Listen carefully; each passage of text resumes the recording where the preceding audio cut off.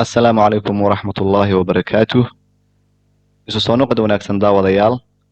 waa Ustaad Cabdirasaaq Yacquub Channel. weli waxaynu ku dhex jirnaa casharadeennii barashada koorsadii QuickBooka. casharkeenii koowaad waxaynu ku soo qaadanay QuickBook waxa loo adeegsado goorta la aasaasay iyo dadka uu ku habboon yahay inay adeegsadaan.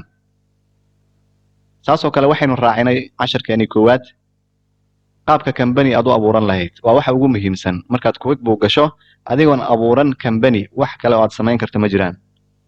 marka waa inaad abuurtaa ama taqaanaa habka loo abuurto companyga.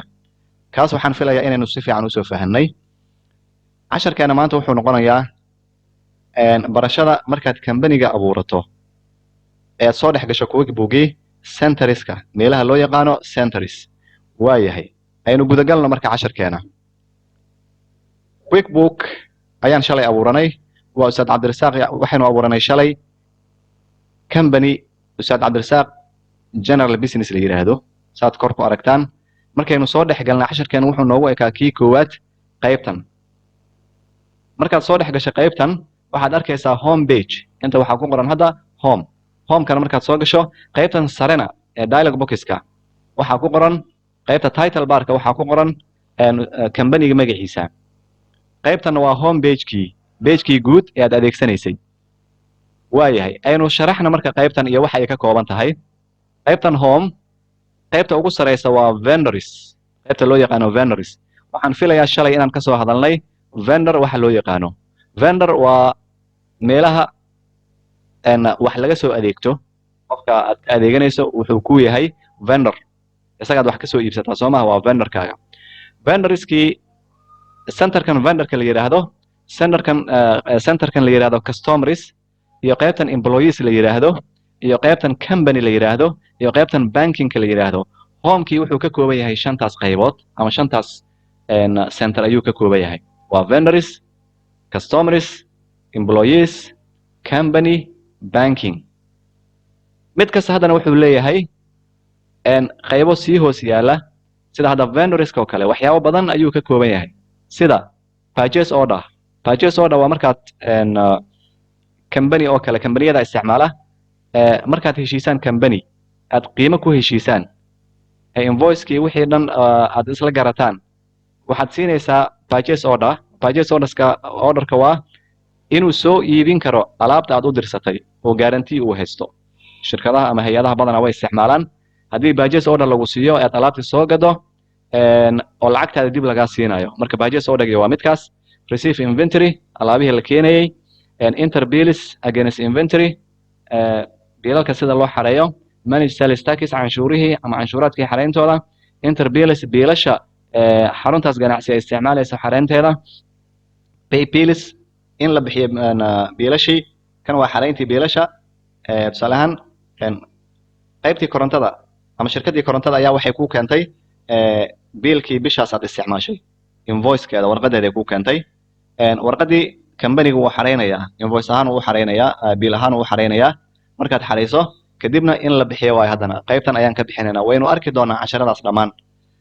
sales orders in qofka saleska ah uu amro in wax la iibiyo. qaybtaas waxay ka tirsan tahay customerska marka sales orders, estimates, create invoices, accept credit cards waxyaabahaas kulli marka intan dhan waxay hoos yimaadaan qaybtan customerska macaamiisha ayay hoos yimaadaan. hal aan u dul istaagna marka kan oo kale hadda sales orders waynu soo sheegnay waa markaad marka wax la iibinayo. kan accept credit cards haddii credit card adeegsanayso badanaa hadda Soomaaliya lama adeegsado credit card badanaa laakiin kaararka dunida laga adeegsado haddaad isticmaalayso qaybtan ayuu hoos imaanayaa. create sales receipts markaad rabto inaad qof aad wax ka iibisay macmiil ah aad u samayso receipt caddaynaya inuu waxaan iibsaday lacagtii laga qaaday. estimates waynu ka soo hadalnay shalay. estimationka waa markaad qof u samaynayso quotation waa qiimeyn. qofkan hadda wuxuu rabaa inuu ogaado alaabtan qiimaha la gado. badanaa hadda anaga afkaan iska weydiinaa shay hebel waa imisa, shaygan qiimihiisa waa intaas. laakiin haddii ashyaa badan ay yihiin qofka uu doonayo inuu wada ogaado intaas dhan inaad afka ugu sheegto ma qabanayo qofkii ama adigan dhib ay kugu noqonaysaa marka waxaa loo sameynayaa quotation itemadii uu rabo soo qorana adigana qiime inaad ugu samaynaysaa marka estimation qaybtana la isticmaalaa create invoices inaad invoice diyaarido ama diyaariso invoiceka diyaarintiisa ama invoice waxa waaye qof ayaa deyn qaba macmiil ah qof macmiil ah markuu deyn kaa qabo invoice inaad u diyaariso loo geeyo inta lagugu leeyahay waa intan si loo dhaho marka create invoices receive payments deymihii maqnaa in la keeno labadan way isla shaqeeyaan way is hoos yimaadaan invoiceka markaad bixiso qofkii lacagta keenay inaad paymentigiisii aad ka qabato waa lacagtii waa inaad ka qabataa marka qaybtan ayaan adeegsan doonaa saas oo kale statement charges qaybtan iyada badanaa hadda lama isticmaalo statements markaad statement charges waxa waaye qofka qof macmiil ah ayaad leedahay sanad ayuu kula tacaamulaya kasii badan uu ku yimid wuxuu ku dhahay waxaan rabaa inaad ii daabacdo waxyaabihii sanadkan dhan aan kaa iibsaday macluumaadkooda inaad ii daabacdo marka qofkaas charge haddii laga qaadayo wixiis ay badi yihiin shaqo culus in loo qabta ay tahay chargigaas laga qaadayo meeshaad dhigi lahayd waay ama lacagtaas laga qaadayo meeshaad dhigi lahayd wax yaro khidmad ah statementskii meeshaad ka raadin lahayd statement waxa waaye maxaamiisha adiga kaa adeegta transactionkooda wixii aad kala iibsateen inaad u iibiso bil hebel intaasaad iibsatay bil hebel intaasaad iibsatay bil hebel intaas maalin hebel intaasaad iibsatay saas oo kale marka refund and credits refund waxa waaye alaab xumaatay marka la soo celiyo qaybta loo adeegsado tusaalehaan alaab ayaa la iibsaday waxbaa xumaaday qaybta refundiga oo qofkaas laga celinayo alaabtaas waxaas oo kale waaya intaas waa customers qaybtan waa employees waxaa adeegsada ama loo adeegsadaa shaqaalaha intertime saacadihii shaqaalaha ay kala gelayeen shaqaale hebel saacadaas uu galaya saacadaas uu ka baxaya waa timekii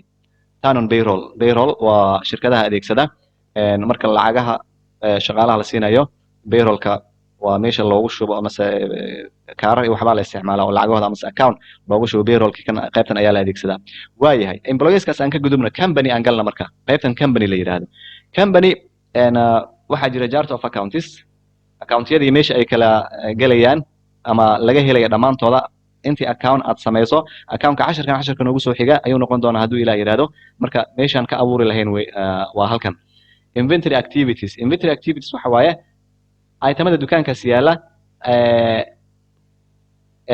activitydooda ama la socodkooda dhaqdhaqaaqooda tusaale dukaanka waxaa taala alaabtaas markay gabaabsi tahay alaabta inta kuu taalla meelihii aad ka ogaan lahayd waa halkan inaad iskafaallada fiiriso aad tiriso uma baahnid meeshan ayaad ka gelaysaa alaabihii kuu yaalay inta kaa dhammaan rabaan inta wax badan ay ka yaalaan inta aan waxba ka yaalin intaas dhammaan intaa ka fiirinaysaa items and services itemada marka la xareynayo sheyada waa qayb muhiim ah qaybtan markaad alaabtii xareynayso qaybta aad adeegsanayso waa items and services marka itemadaas hadda tusaalaan dukaanka markuu horey u jiray aad bay u dhib badan tahay dukaan horey u shaqaynayay ama xarun ganacsi oo horey u shaqaynaysay marka la rabo in itemadeeda la xareeyo waxaa lagu qasbanaanayaa in dhowr shaqo la qabto waynu arki doonaa dukaankii alaabtiisa in la tiriyo la record gareeyo xaashi lagu qoro kadibna computerka lagu xareeyo marka qaybta aan geli doono waa qaybtan laakiin haddii dukaan cusub uu yahay ama xarun ganacsi cusub ay tahay aad bay u fududahay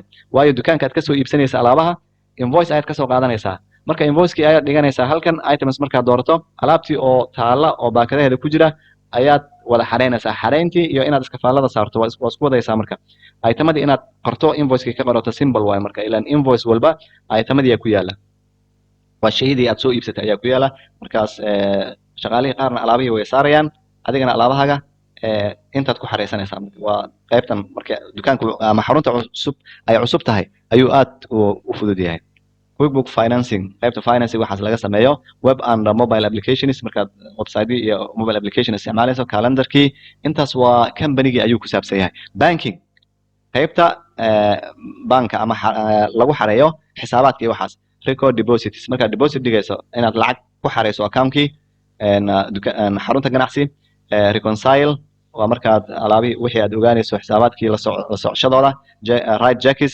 markaad qorayso jeegag jack register markaad jeegagii ama hubinayso qaybta registriga waxa soo galay print jacks markaad jeegaga daabacayso kan waa in la keydiyo jeegagii kana waa in la daabaco marka intaas waa centriskii waxaan filayaa inaad si fiican u fahanteen marka shantan center ayuu ka kooban yahay home page-ka QuickBook markaad soo gasho kanna goormuu soo baxayaa markaad diyaarsato company adoon company abuuran QuickBook waxba kama qaban kartid shaqo ah marka hore waa inaad computerkaaga ku shubataa QuickBook horaan usoo sheegnay QuickBook ku shubo computerkaaga kadibna saan ugu shubanaynaa hadda dad ayaa daawadayaal ayaa waxay soo weydiinayeen sideen ku heli karaa softwarekii oo computerkan ku shuban lahaa softwarekaas siyaabo badan aad ku heli kartaa xarumaha softwarada lagu iibiyo tag kasoo iibso isagoo wata licenkiisa wixiisa ku shubo midka internetka lagala soo degayo badanaa waa trial waa tijaabo dhowr maalmood uu ku shaqeynaa wuuna isxirayaa ma haboona marka ama asxaab ka raadso oo softwarada heli kara kasoo qaado computerka ku install gareysa amaba xarumaha wax lagu programmeeyo geyso si programkii lagugu soo shubo khidmadaada la bax marka intaas siyaabood ayaa lagu heli karaa laakiin midka internetka lagala soo degayo badanaa ma haboona haddii aad haysato account waxaa jira hadda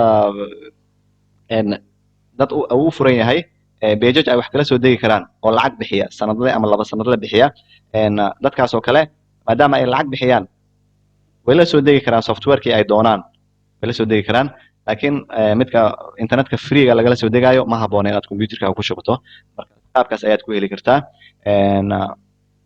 waad ku mahadsantihiin daawashadiina waxaan idinka codsanaynaa wixii feedback ah ama wixii talo ah inaad nala soo wadaagtaan aad noogu soo gudbisaan qaybta commenteska aad baad u mahadsantihiin asalaamu calaykum waraxmatullaahi wabarakaatu